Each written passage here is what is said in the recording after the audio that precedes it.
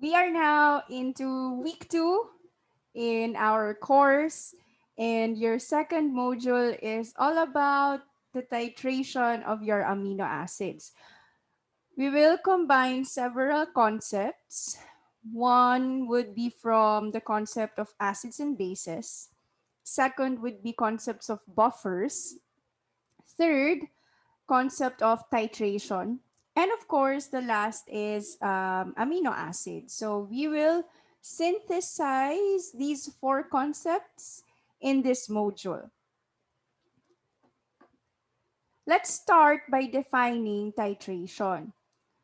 So titration is the gradual addition of a reagent, we call it a titrant, to another solution called the analyte until stoichiometric equivalence of the two.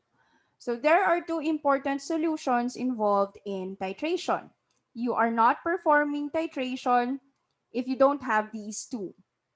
So the first one is the reagent, which is gradually added. That is your titrant. And the second solution is your sample, or more technically called analyte.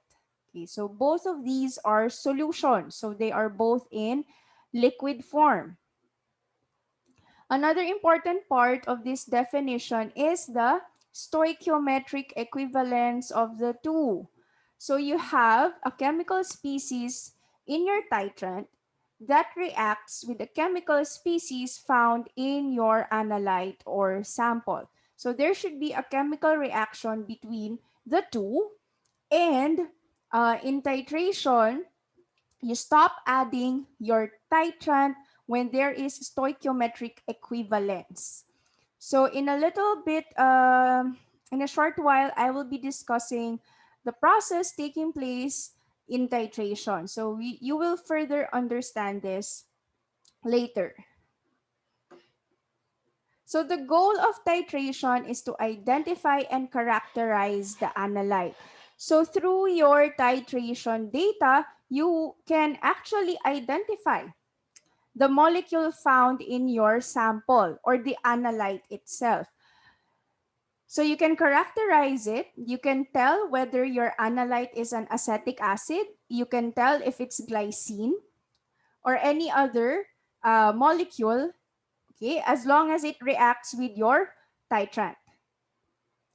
Or the goal can also be to quantify the analyte. So in other cases, the person already knows the identity of the analyte. So I might know that this solution is a solution of acetic acid, but I don't know its concentration.